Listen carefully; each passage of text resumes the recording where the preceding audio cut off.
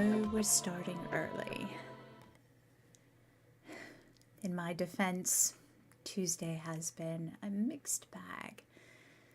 Hi, welcome back to Behind the Pages. I am naming all my streams in little different ways.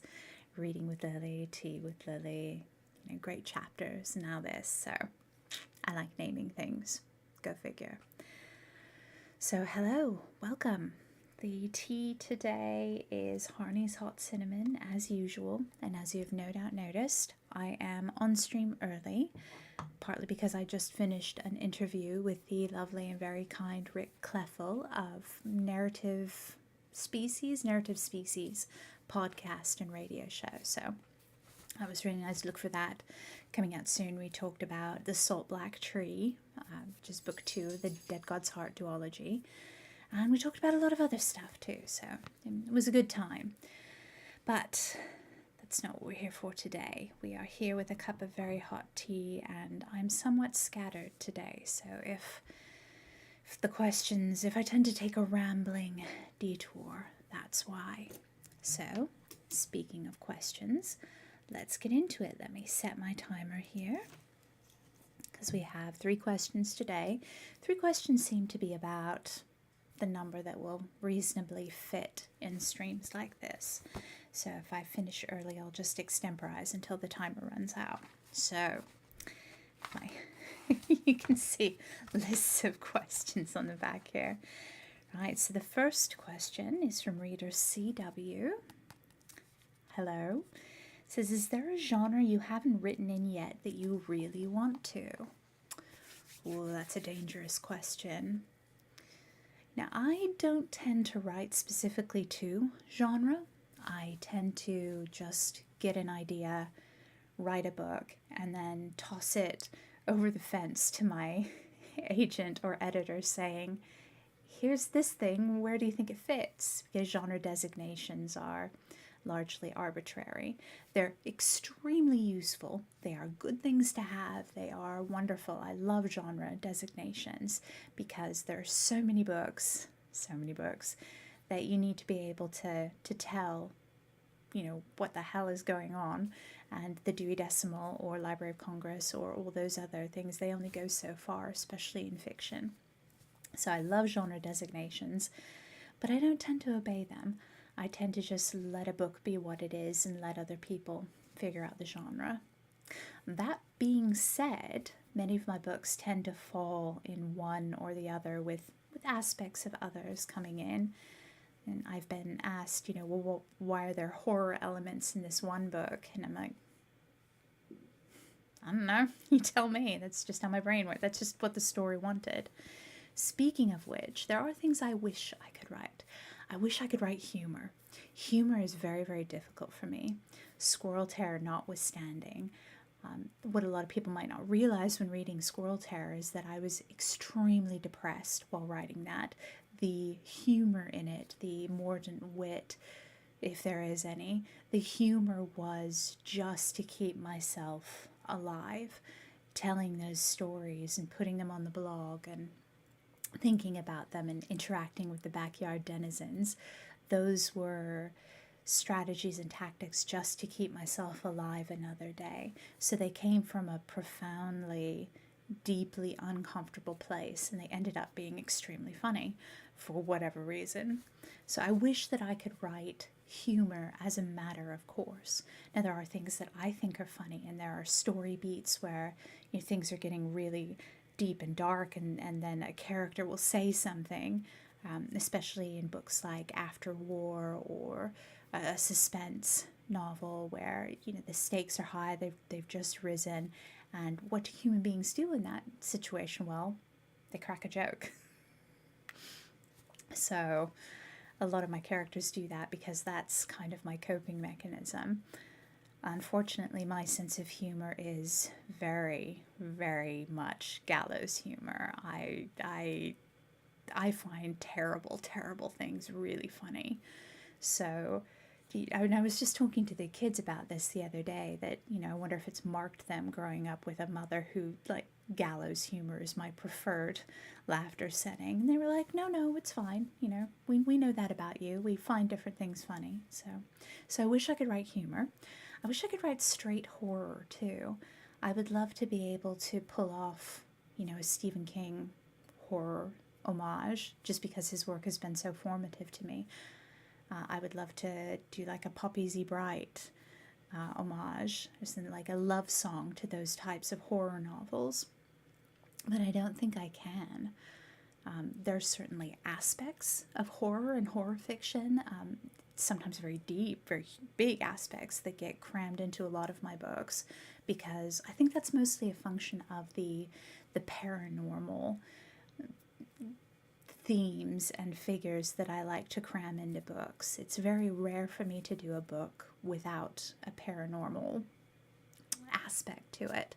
Now, it does happen. Oh, goodness. Hostage to Empire. I'm not sure if the Agent Zero and Agent Trinity, I'm not sure if that qualifies as paranormal. It's more like sci-fi. But there's also the romantic suspense, the Ghost Squad books. Those don't have any paranormal elements. Let me turn around and look here. No, mostly it's paranormal. So it's very rare for my books to not have that paranormal aspect. And of course, that's just cheek by jowl with horror. Which leads us into the next question, which is from reader Alan Kay. And he wrote in about this book, Blood Call. Which, who is the vampire in Blood Call? He has an intimation. I don't know if I should say that. So let's think about what we know about him. First of all, he goes by the name Kit, so that's a clue. He talks about Elizabeth, and he talks about Walsingham, Wolsey. So he's a little older. So who are the Kits we know who might be connected to these people? All right, I'm just going to say it. If you are guessing Marlowe, Christopher Marlowe, yes. This is kind of it was my little nod to the ongoing conspiracy theories about Kit Marlowe's death and, stabbed in a tavern. And I was thinking, what if he didn't? What if he wasn't stabbed in a tavern? Or he was, and he woke up otherwise? I have always wanted to write a sort of historical novel with Kit Marlowe as a vampire, but it's the stars have never aligned. So the thing about Blood Call, the thing about this particular book is sometimes, maybe about a third of the time, tops, a book will arrive for me in the form of a very, very distinct image. Strange Angels, the Strange Angels series arrived that way.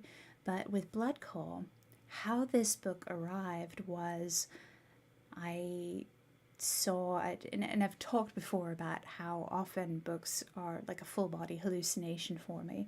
But in this particular instance, there was a quality of light coming in through some windows. It was a very wintry, sunshiny light, but it was very cold. It was a very cold, sunny day that I saw, and the light was coming across sort of an office, like a home office space, and there was a very ruthlessly organized desk, and little leather cups, and the blotter was absolutely pristine, and the desk is clearly dusted more than once a week. So what can you tell about that kind of character who would have that in their room? But the interesting thing was I noticed that in one of the little leather cup holders, which, let me reach over. Yeah, I have one of these, very much like this one. So just a holder for pens and scissors and ephemera and all that. But in this one, there was an old flip phone, an old style flip phone, and all of a sudden the phone started going off. And then somebody turned from the window and looked at that phone going off. It was on vibrate, so it was blurring and buzzing. And that's where the story started for me, was seeing this man in the window turn around and look at the phone. And I knew in that moment, I knew his name, which I'll tell you about in a moment. And I knew that he had been waiting for this phone to ring on some level for a very long time. And I knew that on the other end was a woman in a lot of trouble, and he had just been waiting in the hope that she might eventually call. Now, his name, so Josiah in this book. So my writing partner and I were out at dinner way before the pandemic, and we had a waiter whose name was Josiah, and the conversation turned on character names. He was a very personable, witty young man, really, really nice. Got a big tip that night. And we deserved it. He deserved it because we tended to stay. Like we pay our rent on the tables, and then we would have drinks and stuff afterwards. So we paid to stay. We paid our rent on the table, but he just was coming back, checking in, making sure we were all right. Like then Josiah, it's a good name. So we challenged each other to write a story with a Josiah, and I did mine, and I am still kind of waiting for hers, but there have been several where she's like, oh, this might be the Josiah book, but then it turns out not to be. It turns out that the character wants a different name, so I can wait. So that is about Blood Call. So I didn't even know that it was a vampire in this until halfway through. I thought it was just some kind of weird, what's the word? I thought it was a con, a scam. It was a scam that had gone wrong. But no, apparently there was a real vampire, so okay. Surprised the hell out of me. And it was kind of an experiment for me to see if I could take the suspense beats and to take this kind of hard-nosed, practical assassin and his little, I love Hassan and Willie. They're like the best couple ever. And his people, and just throw him into the situation and see what happens. So I like that. I like them all. And Anna as a character isn't bad either, although she makes decisions that I would not have. But that's the thing about characters. A lot of times you're like, well, why did character do thus and such? Like, I wouldn't have done that. It's like, well, you're the reader. You have this bird's eye view of everything that's going on. Naturally, you wouldn't, but maybe this character has a reason for things that they're doing. So reading, like writing, is an extended exercise in empathy. So maybe the next time you're thinking, why is this character doing that? Kind of thing. Now, on the other hand, there are some cases where a character behaves that way because the plot won't let them do otherwise, and that is to be avoided. But yeah, it's kind of this gray area there.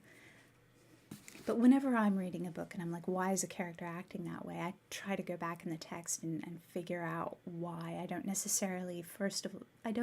first assume that the writer just has them behaving that way out of spite or whatever, although sometimes it does happen. But I tend to go back and be like, why? Why is this person acting this way? Mostly because I tend to treat characters in other people's books as if they're as real as the characters in my own, as real to me. So I like your imaginary people as much as I like my own. So I'm the easiest reader possible, despite the constant editing going on inside my head. So, Reader Alan, there you go. Your guess was absolutely correct. I'm glad you were picking up what I was putting down. So good job. Okay, let me check the timer here. Right, we have a few more minutes, and this is from Reader K. That's the only initial they gave. Asking about the Bannon and Claire affairs. And the question was, what is Mikal? So it says, I haven't read this one, adding it to the to be read. I hope you enjoy it. I hope you like it. It was different for me. It's a change of pace for me, Blood Call was.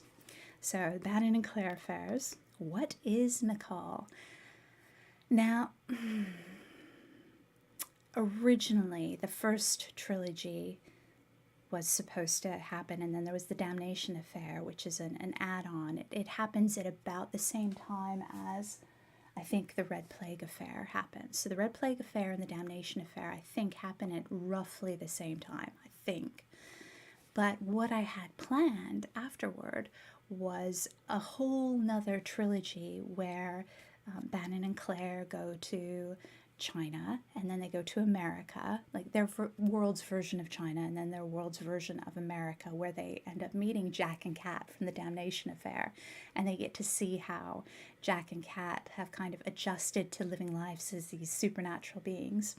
And then there would be a big final book set in their version of India, just as the Raj is kind of starting to unravel for the reasons it does in their world, not in ours. So I had all that planned, a whole lot of research. I had bought all my research books, I was doing it, and then the publisher said, well, sales are not what we want to see for this series, and ebook theft was a huge part of that.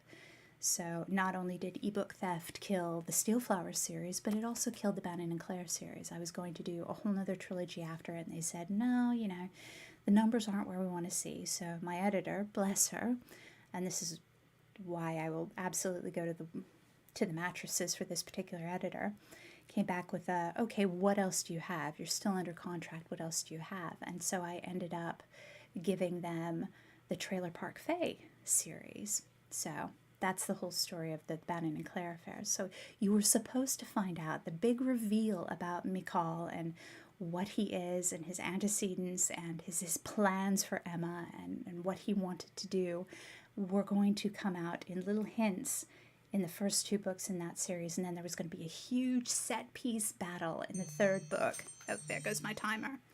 So it'd be a giant set piece battle with, basically Emma Bannon against an entire army. She's holding an entire frontier fort by herself while, Mikhail and Claire are in their different ways trying to get to her to help. And there's, I had so much planned, you guys. I had so much planned, but I couldn't do it. Anyway, if I ever write those books, I will absolutely give away the secret of what Mikhail is, but for right now, I can't say. I know a lot of people have guesses. Nobody has written in with the right guess yet, and even if they did, I probably couldn't say it because it's just one of the things I want to keep if I ever do get the chance to go ahead and tell that trilogy, those stories.